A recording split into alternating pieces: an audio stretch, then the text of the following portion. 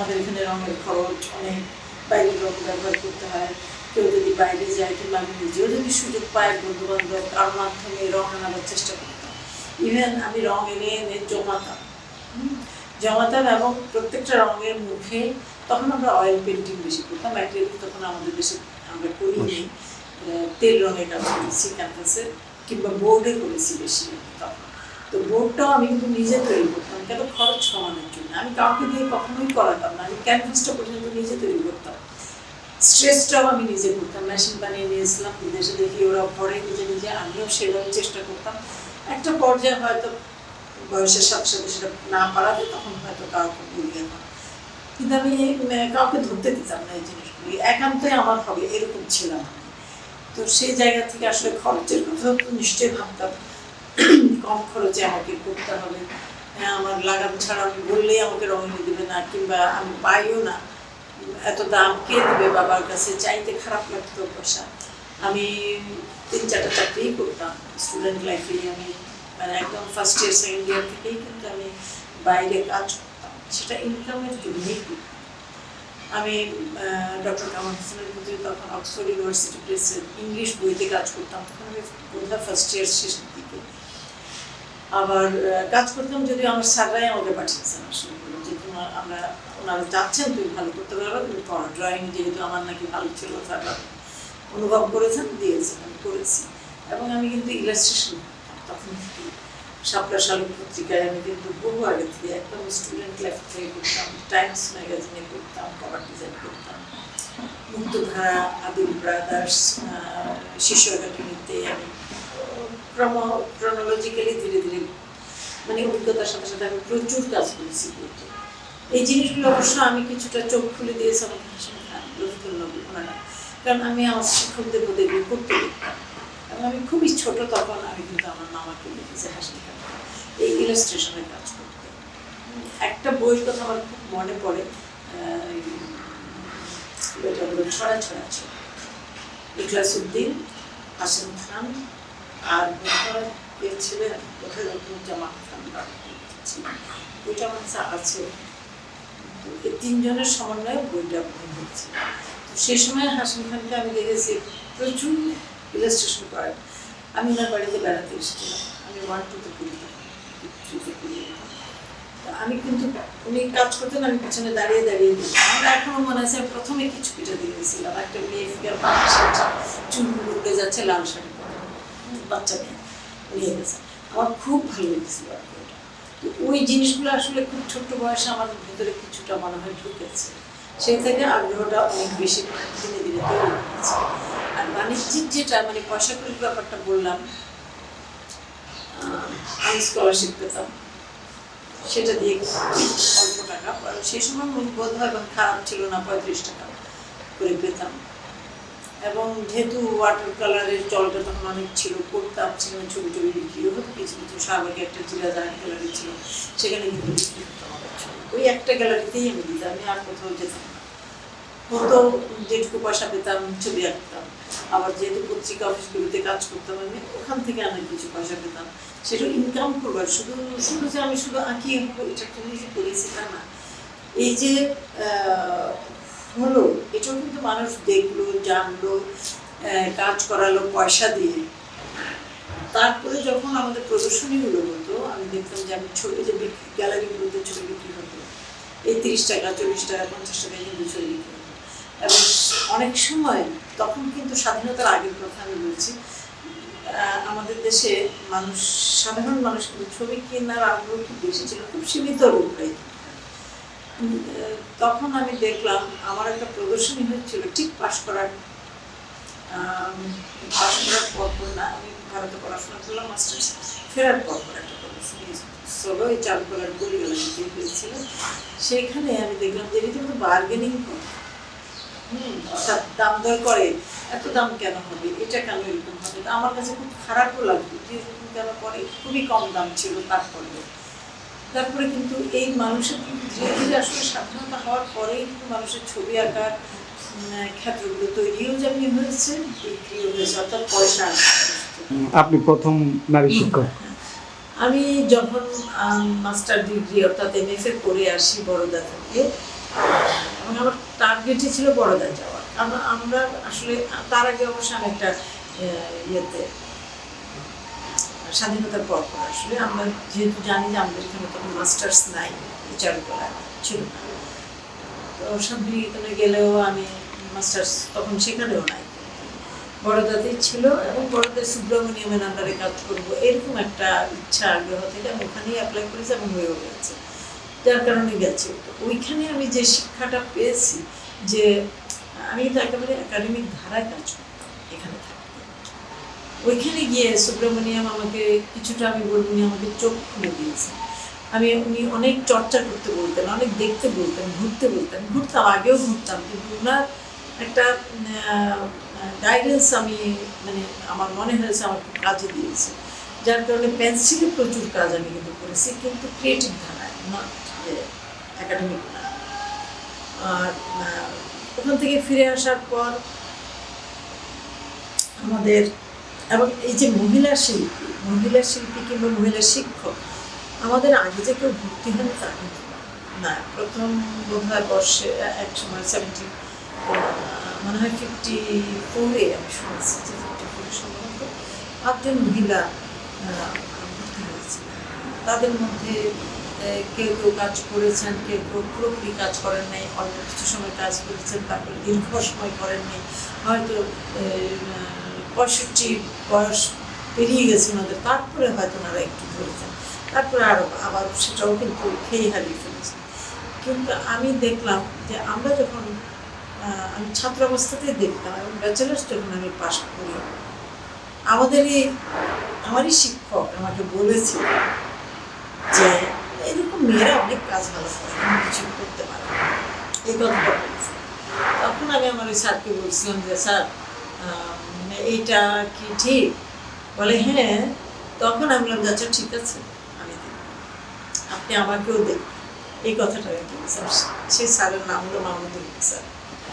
তো স্যার বলেছিলেন হয়তো এমনি, কিন্তু আমার একটা জিদ তৈরিও হয়েছিল, কেন মেয়েরা পারে না, কেন মেয়েরা করবে না, যার কারণে আমি যখন প্রদর্শনী করতে যাই কিংবা কোনো কাজ করতে গেলে আমার মনে হতো যে এটা সবটাই আমিই করবো, আমারটা আমি করবো। আমি কোনো ছেলেদেরকে এটাতে হাত দিতে দিতাম না। আমার স্যারদেরকে ড্রয়িং করতে গেলে হয়তো স্যার মাইন্ড করবে, তবে আমি বলছি স্যার আলাদা একটা কাগজ ধরিয়ে দিতাম, স্যার এখানে দেখান, আমারটাতে না, তাহলে ওটা তো আমার হবে না। তো এই যে একটা জিদ থেকে কিন্তু আমি কাজ করেছি, আমার মনে হয় চেষ্টা করেছি অন্তত প্রচুর কাজ করবার, আর সেই কারণেই সম্ভবত আমাকে নেবার একটা মানে ইচ্ছা জেগেছে আমার শিক্ষকদের প্রতি। আমরা জানতাম তখন কোনো অর্থাৎ মেয়ে শিল্পী শিক্ষক হিসেবে যোগদান করেনি চারুকলায়। আর আমি যখন ঠিক পাশ করে আসি, আমার প্রদর্শনী একটা করবার জন্য আমাকে বাসের স্যার দিয়েছিলেন, তুমি তোমার ছবিগুলো একটু ডিসপ্লে করো, কারণ সবাই দেখা দরকার, আমার কাজগুলো খুব ভালো। তখন আমারও বাসা নেই, যেমন ঢাকায় মাত্র বাসা নিয়েছি, এরকম মানে টিনের বাসা কাজ করারও খুব একটা জায়গা ছিল, তবু আমি করতাম। সেখানে তখন বাসা স্যার বললেন যে তুমি প্রদর্শনীটা করো। আমি তো ফ্রেম করিনি, তখন এই জিনিসটা ছিল না যে এখন যেমন কিন্তু ফ্রেম ছাড়াও ছবি প্রদর্শিত হয়, তখন কিন্তু একটা চমক ছিল না, ফ্রেম তো করতেই হবে, কিন্তু ফ্রেম করার ভালো একটা অ্যামাউন্ট লাগে, আমি তো সেটা আমার কাছে নাই। আমি সেভাবেই সব ক্লিন করে সুন্দর করে এক্সিবিশন করেছি। প্রদর্শনীতে আমার বড় বড় ছবিও ছিল, মাঝারি সাইজের ছবিও ছিল, কিন্তু ছবি সত্যিকার অর্থে ভালোই নাকি সবাই মুখে শুনেছে যে ভালো হয়েছিল এবং যথেষ্ট বিক্রি হয়েছিল, এবং বাংলাদেশিরাই কিনেছিল। বুরহানুদ্দিন খান একটা জাহাঙ্গীর ছবি কিনলেন, আরও বোধহয় ওসমান জামাল ওনার বাসায় ছবি দেখেছি আমি আমার ওই সময়কার। মিউজিয়াম, ন্যাশনাল মিউজিয়ামেও কিন্তু ওই সিরিজে ওই সময়ের প্রদর্শনী থেকে একটা ছবি, দুটো ছবি আছে। আমার খুব ভালো লেগেছে যে আমার স্যার আমাকে নিশ্চয়ই স্নেহ করেন, স্নেহের চেয়ে হয়তো আমাকে মনে করেছেন যে আমি শেখাতে পারবো, সেই চিন্তাধারা থেকে আমাকে কিন্তু ওনারা শিক্ষক করবার আমি বুঝতে পেরেছিলাম যে আমাকে নিতে চায়। ঠিক ওই সময় আসলে হয়তো আমারও লাখটা খুব ফেভার করছে আমি বলি, কারণ হলো ঠিক সেই সময় কিন্তু একটা হলো, সার্কুলার হলো, শিক্ষক পেন্টিং ডিপার্টমেন্টে একজন নেবেন। আমার আগেও বোধহয় 5-6 বছর কাউকে নেওয়া হয়নি, এবং আমার পরেও প্রায় 8-10 বছর কাউকে নেওয়া হয়নি। তো তো মাঝখান দিয়ে একটা পোস্ট এবং আমি অ্যাপ্লাই করলাম। তখন পিএসসি হয়ে ইন্টারভিউ দিয়ে আমিনুল ইসলাম স্যার ছিলেন তখন আমাদের প্রিন্সিপাল। সেই সময় আমি পিএসসি যে চামেলি হাউস ওইখানে ইন্টারভিউ দিতে গিয়েছিলাম। তো সেইখানে আমাকে যথেষ্ট থিওরিটিক্যালি চেষ্টা করা হয়েছে যে আমাকে মানে যাচাই করবার জন্যই নিশ্চয়ই করেছেন, এবং সেই জায়গা থেকে আমি কিন্তু মানে সফলকাম হয়ে যোগদান করলাম। চারুকলা যখন যোগদান করলাম স্যাররা খুব খুশি, দেখলাম সবাই, আমার ভালো লেগেছে এই জিনিসটা। আমি একজন মহিলা শিক্ষক, সেটা আমার কাছে কোনো অসুবিধা লাগতো না, কারণ স্যারদেরকে আমি আমার বাবার মতো মনে করতাম। ইয়াং বলতে তখন আমাদের মাহবুব স্যারের বোধহয় উনি মাহবুব ভাই ছিলেন সবচেয়ে জুনিয়র ওখানে শিক্ষক। তারপরে আমি অনেক বছর পর আমি ওনাদের সাথে আমি খুব ভালো সম্পর্ক ছিল, সেই জায়গা থেকে আমার কোনো পরিবেশগত কোনো সমস্যা লাগে নাই, কখনোই ভালোই লাগতো। কিন্তু আমার খালি মনে হতো যে অনেক আড্ডা হয়, বেশি আড্ডা ঠিক আছে, কিন্তু একটু স্টুডিও থাকা দরকার। কারণ আমি বড়দের দিকে এসেছি, শিক্ষকদের একটা ছবি আঁকার জায়গা থাকে নিজের, অর্থাৎ শিক্ষকতার জায়গা, অর্থাৎ ওই অঙ্গনেই থাকে। কারণ একজন শিক্ষক যখন কিছু কাজ করবেন একজন ছাত্র দেখে সেটা উৎসাহিত হবে। ছাত্রদের জন্য এটা খুবই দরকার, একজন শিক্ষকের সবসময় একটা চর্চার মধ্যে থাকা। এই জিনিসটা আমাদের এখানে আজও করে ওঠে নাই, নাই আজও। যদিও আমি 40 বছর 42 বছর হচ্ছে আমি এই প্রতিষ্ঠানের শিক্ষকতা, পেন্টিং ডিপার্টমেন্ট, কিন্তু আমি পেন্টিং ডিপার্টমেন্টে আজও সেটাকে আমি বহুবার বলেছি কিন্তু হয়ে ওঠে না। আমি তো দেখি, আমি অনেক মেয়েকে এখনও দেখি, হ্যাঁ, যেমন আমি বলি যেটা আমি বাস্তবে যেটা আমি ফেস করেছি। আমাকে বছর 2 আগেও, করোনার আগেই আমাকে মহিলা শিল্পী, আমাদের যে খুব বেশি জুনিয়র না কিন্তু ছবি এঁকেছে থেকে আঁকে ওরা, এখন আমাকে বলেছে ম্যাডাম বিয়ে করে বাচ্চা নিয়ে তো ভুল করেছি। জাস্ট ভাবছি কেন বলছে, বলছে যে না এই তো সারা জীবন খালি স্বামীর সেবা করলাম, বাচ্চা পাললাম, নিজের জন্য তো কিছু করি না, ছবিই আঁকতে পারি না, আঁকিও না, আর খালি শ্বশুরবাড়ির লোককে সেবা করলাম, এই কথাটা বলেছে। আমার কিন্তু এই কথাটা খুবই খারাপ লেগেছে, কারণ আমি কিন্তু আমার শ্বশুরবাড়ির লোকজনকে আমি এতটুকু নিয়ে এসে মানপুতে ভর্তি করিয়ে আমি রেখেছি। আমার তখন বাচ্চাও হয়, হ্যাঁ, কিন্তু আমি তো আমার বাচ্চাও আমি নিজেই পেরেছি। আমি কোনো কাজের লোক দিয়ে ইয়ে করে ওইভাবে পালিনি, আমি নিজেই করেছি, সব আমার সাথে সাথে রেখেছি। আমার মেয়ে যখন ছোটো, আমি চারুকলা শিক্ষকতা যখন ঢুকেছি তারপরে ও হয়, সে তো আমার সাথে সাথেই অনেক সময় ঢুকেছে। এবং ঢাকায় যে ডে কেয়ার সেন্টার একটা শুরু হয়েছিল তখনই মাত্র ডক্টর হালিমা খাতুন উনি শুরু করেছিলেন ওই যে আইআর ডিপার্টমেন্ট। আমাদের বাচ্চা দিয়ে কিন্তু প্রথম শুরু হয়, আমার 2 বাচ্চা, আমার বোনের বাচ্চা আমরা এভাবে করেছি। তো এইটা কোনো ব্যাপার না, আমার প্রতিবেশীর কাছেও আমি অনেক সময় রেখেছি, কিন্তু আমি এটা কি তাইলে ইচ্ছার উপর? আমি তো বলবো মেয়েদেরকে প্রচণ্ড শক্তি, মানে নিজের ইচ্ছার শক্তিটাই সবচেয়ে বড়। আমার পারিপার্শ্বিকতা আর পরিবেশ আমি তো একদিনে আমি চেঞ্জ করে ফেলতে পারবো না, এটা কালের সময়ের প্রক্রিয়ায় আস্তে আস্তে চেঞ্জ হবে, তাই না? কিংবা আমার স্বামী তো ছিলেন আমার ক্লাসমেট শিল্পী, সবাই চেনেন, সকলের জন্য ভালো মানুষ ছিলেন, কিন্তু আমাকে কি বলেছে যে আজকে তোমাকে কোনোদিনও করতে হবে না, এটা করতে হবে না, ওটা করতে হবে না, তুমি শুধু ছবি আঁকো, তা তো কখনোই বলে না, কিংবা বলেন না, এটা বলাটা খুব স্বাভাবিক না।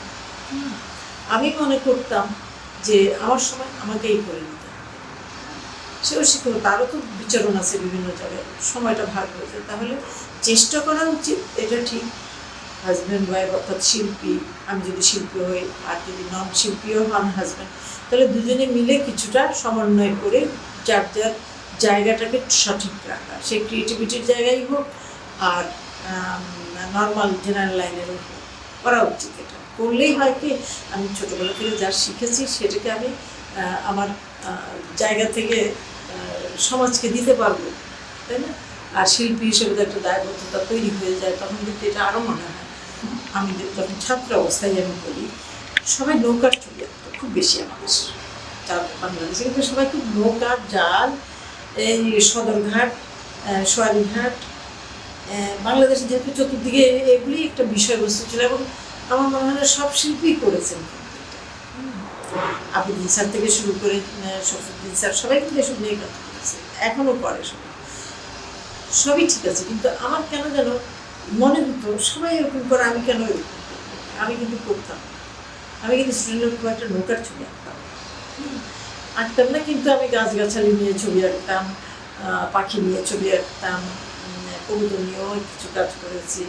আর রিয়েলিস্টিক ধারা তো একাডেমিক ধারা যেটা আমাদের এডুকেশনের মধ্যে ছিল সেভাবে কিছু কিছু সিজন নিয়ে কাজ করেছি। ভোরের কুয়াশার সময়টাকে নিয়ে বেশ কিছু কাজ করেছিলাম আমি। তারপরে মানে সকাল দুপুর রাত সময় ধরে ধরে কাজ করতাম আমি পেন্টিং অয়েলে। সেখান থেকে হতে হতে ছোটবেলা থেকে আমরা, বাবা যেহেতু সরকারি চাকরি করতেন এবং বদলির চাকরি ছিল, আর আর বললাম তো যে বাংলাদেশ তো জল, আবহাওয়া, গাছ, নৌকা, পানি, এগুলো আমরা এখন যা দেখছি তার চেয়ে 1000 গুণ বেশি দেখেছি। আমার চাঁদপুরের মেয়ে, অটোমেটিকলি আমরা যখন বাড়িতে যেতাম, গ্রামে তো যেতাম আমরা, এখনও আমরা যাওয়ার চেষ্টা করি। তো সেই সময় যখন প্রায় প্রতি বছরই যাওয়া হতো, চাঁদপুর থেকে একদম নৌকায় করে বাড়ির ঘাটে পর্যন্ত যাওয়া যেত এবং আমরা যেতাম, কারণ আমাদের যে মেন রোড, তখন তো বাই রোডগুলো ভালো ছিল না, যার জন্য ওর পথটাই আমি দেখেছি যে বাবা মাই করতেন। এবং বন্যার সময় পানি উঠে যেত, অনেক পানি উঠতো বাড়িতে। সেই সময়টাও আমি খুবই ছোট, আমি সেখানে থেকেছি। আমাদের একটা কাচারি ঘর করে, এটাকে বাইরের ঘর আর কি, কাচারি ঘর, যেখানে লোকজন এসে বসে, সেরকম একটা ঘর ছিল, এখনো আছে। সেই ঘরে আমার পরিষ্কার মনে পড়ে একটা জানালা ছিল, একটা চৌকি ছিল, সেটার মধ্যে পাটি বিছানো থাকতো। আমি তখন আমার স্কুল শুরুও হয়নি, কিন্তু আমার মনে আছে কেন আমি জানি না, কিংবা পরবর্তীতেও গেছি হয়তো, ওইভাবে আমার এখন খেয়াল হচ্ছে যে পা দুটো আমি কিন্তু জানালার শিকের মধ্যে দিয়ে বের করে দিয়ে ওই পানিটা যদি লাগে তাহলে আমার খুব মজা লাগতো এবং বসতাম। আর ওখানে কিন্তু আমি দেখতাম প্রচুর ময়লার সাথে আসতেছে, এই যে সাপ টাপ জাতীয় কিছু, তারপরে কচুরিপানা ঢুকে যাচ্ছে, মানে যেটা বন্যার সময় যা হয় সব তো একটু একাকার হয়ে, যারা ওই এলাকাগুলো কিন্তু বাড়িগুলো ছিল এক একটা বাড়ি, আর চতুর্দিকে খাল এবং নৌকা কিংবা পানি। একটু মুড়ি নিয়ে বসে, নারকেল আর মুড়ি দিয়ে আসলে আমি খুব এখনও পছন্দ করি, যদিও খাই কম এখন, কিন্তু মুড়ি আর নারকেল অথবা ঝোলা গুড় এই দিয়ে খেতে আমার ওই গন্ধটাই আমাকে খুব ভালো লাগাতো আর কি। হ্যাঁ, সেরকমই যখন বাড়িতে এসব দেখলাম, একটা সাঁকো ছিল আমাদের রান্নাঘর থেকে, বড় ঘর থেকে এবং কাচারি ঘর থেকে, এইভাবে সাঁকোর মতো করে রাখতো যেন যেতে আসতে সুবিধা। তা আমরা তো একটু একটু করে যেতাম, কিংবা মা যাইতো দেখতাম। তো এইগুলো কিন্তু ছোটো ছোটো জিনিসগুলো পরবর্তীতে আমার ছবিতে একটু অন্যভাবে আছে, নেচার করে এসছে। আর আমার বাবা সেই সময়ও যখন বন্যা ছিল না, তখন দেখতাম বড় জাল নিয়ে, বড় পুকুর ছিল তো, দিঘির মতো পুকুরগুলো, ওই এলাকায় এরকমই হয়, 3-4টা পুকুর এক এক বাড়িতে, তো বড় জাল ফেলতে প্রচুর মাছ উঠতো, মাছগুলো লাফাচ্ছে, মানে এটা একটা আমরা এনজয় করতাম পুরো, এবং আব্বা গেলে এটা করতেন ওই সব থেকে। এবং জাল শুকাতে দিতে, একটু রাস্তা দিয়ে বেরোলে দেখা যায় সব বাড়িতে জাল শুকাচ্ছে।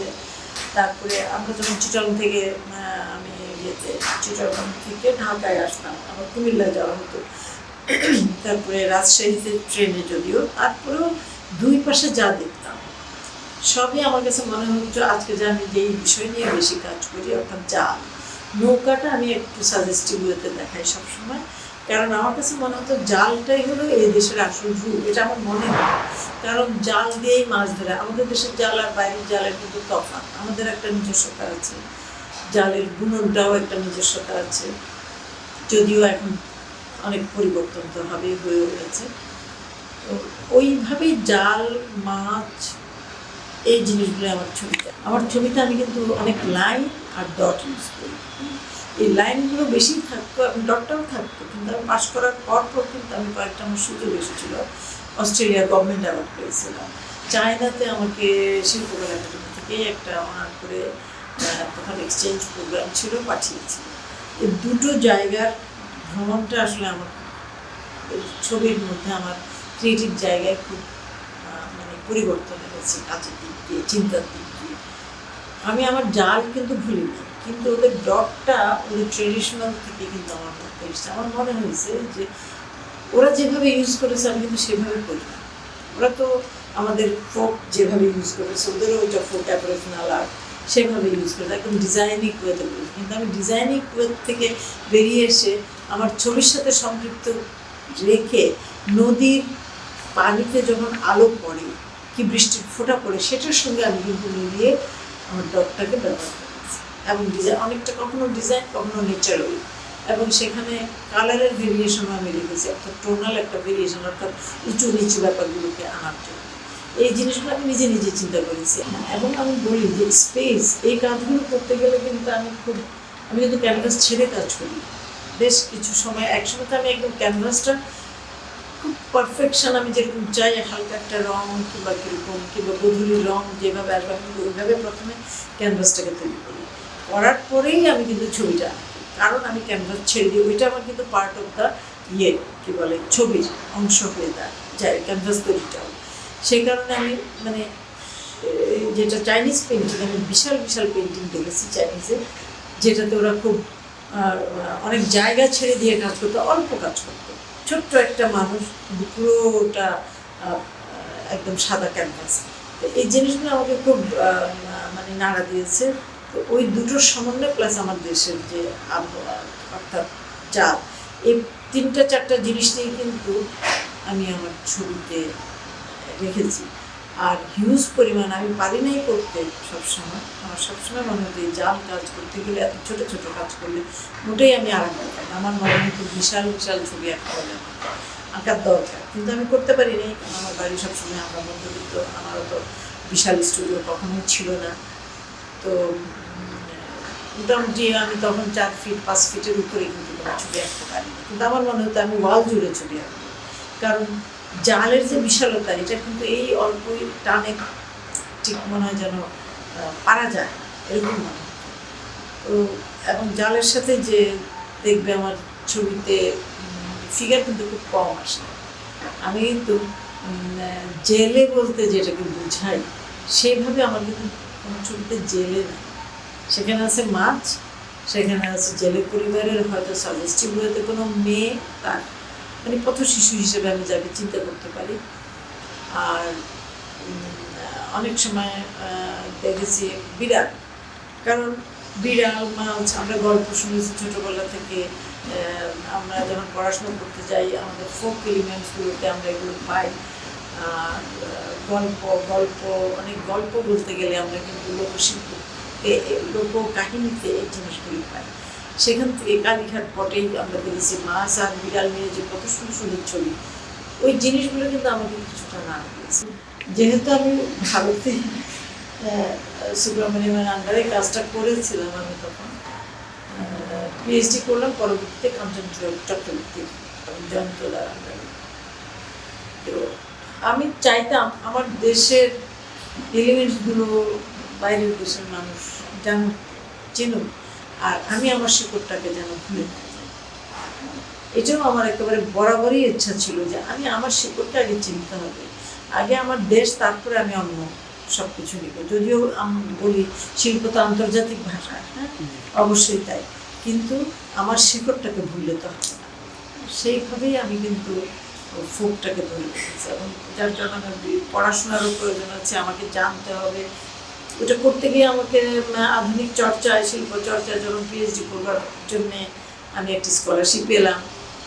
এক সময় বহু বড় বড় শিল্পী আছেন যাদের কোনো পিএইচডির প্রয়োজনও ছিল না আসলে। এখনও হয়তো পিএইচডি না করেও একজন বিশাল বড় শিল্পী হতে পারে, কিন্তু পাশাপাশি দুটো থাকলে হয়তো সে মেধার প্রকাশটা আরও অন্যভাবে কিংবা সুন্দরভাবে কিংবা সহজভাবে চলে আসতে পারে। বোঝানোর কারণে ছাত্রছাত্রী কিংবা দেশ বিদেশে আমরা আমাদের ভাষাটাকে, আমার ছবিটাকে বোঝাতে গিয়ে ক্রিয়েটিভ জায়গা থেকে আমি ওটাকে অনেক কাজে লাগাতে পারি। সে কারণে আমার মনে হয়েছে না পিএইচডিটা করতে পারলে আমার জন্য উপকার হবে, আমার যখন শিক্ষক যেহেতু ছাত্রদের জন্য উপকার হবে ক্রিয়েটিভ জায়গা থেকে। তো আমি তখন তখন আমি করেছি ওইটাই। হ্যাঁ, ভারতের একজন শিল্পী এবং আমাদের একজন শিল্পীকে নিয়ে আমি যে কাজটা করলাম, কম্পারিজন একটা স্টাডি ছিল এবং সবই লাইভ ইন্টারভিউ ছিল। আমি পেলাম এটাই যে আমাদের দেশের শিল্পীরাও ওই দেশেও তাদের ট্রেডিশন, এবং আমাদের দেশে যার যার দেশের তার তার ট্রেডিশন নিয়ে মানুষ ভাবে, শিল্পীরাও ভাবে। আর ভাবে বলেই বোধহয় আজও টিকে আছে, এবং বরঞ্চ দিনে দিনে এটার ইয়েটা পাচ্ছি আর কি, আমরা পরবর্তী প্রজন্ম এই স্বাদটা পাবে। তো আমি তো মনে করি সবসময়ের জন্য এটা দরকার, এবং আমি তো পেয়েছি। আমি শুধু পাওয়ার জন্য বলে তো হবে না। আমার ছবির মাধ্যমে দেশ যদি পায়, সাধারণ মানুষ যদি আমার সংস্কৃতিটা বুঝতে পারে, সেখানেই আমার সার্থকতা। সেখানে তো মানে তা না হলে তো হবে না। আমার শেকড়টা কি, আমার ফোক কি। আজকাল ফোক কিন্তু প্লাস্টিক হয়ে গেছে, তাই না? আমরা খুঁজে পাই না। কিন্তু আমি যদি ছবির মাধ্যমে, যদিও আমি কিন্তু সরাসরি তো ফোক মানে অর্থাৎ যেভাবে ফোকে কাজ করে, অর্থাৎ একটা পর্ট্রে যেভাবে কাজ করেছে, আমি সেভাবে তো করছি না। আমি করতেছি আমার আধুনিকতায়, আমার পড়াশোনায়, দেশ বিদেশ 10টা দেশকে নিয়ে আমি যদি পড়াশোনা করে থাকি, সেটার ভিতর থেকে আমি আমার দেশটার শেকড়টাকে সঠিকভাবে, শক্তভাবে পুক্ত করার জন্যই কিন্তু আমি ছবি আঁকছি। এই ছবির মধ্যে আমার দেশ আছে, মানে অর্থাৎ আমার ক্রিয়েটিভ জায়গায় আমার দেশ অবশ্যই আছে। আমি এটাকে কখনো বাদ দিইনি, যার জন্য আমি আমার ছবির মধ্যে সবসময় বলি যে আমার দেশ আমার ভালোবাসা। সবাই তাই, হ্যাঁ, নিজের দেশকে পেতে চায়, কিন্তু এক একজন শিল্পী এক এক রকমভাবে পেতে চায়, এবং আমি খুব সহজভাবে পেতে চাইছি। কারণ আমি ছবিতে কোনো কারিশমা থাকে না, আমার অনেক কিছু থাকে না। আমি খুব কম রং ইউজ করি। জাল হলো যে বাদামি কালার, কালো রং, সাদা, অফ হোয়াইট, এই রঙের মধ্যে সীমাবদ্ধতা আছে। আমি কিন্তু সেটাই ইউজ করি। এর বাইরে কিন্তু আমি লাল দিয়ে কিন্তু কখনো গ্রিন দিয়ে কিন্তু জাল আঁকি না। তো কাজে আমি বেসিক রঙগুলোকে যেটার যে স্থায়িত্ব সেটা দিয়ে, কিন্তু জাল কিন্তু কখনো লাল সুতো দিয়েও তৈরি করে না, আমি দেখি নাই, তাই না? সাদা কালো ব্রাউনের মতো আমার ছবিতে কিন্তু ওইভাবেই আসছে। তো খুবই মানে ট্রেডিশনটাকে আমি ধরে রাখতে চাইছি, আমার দেশের শেকড়টাকে আমি ধরে রাখতে চাইছি।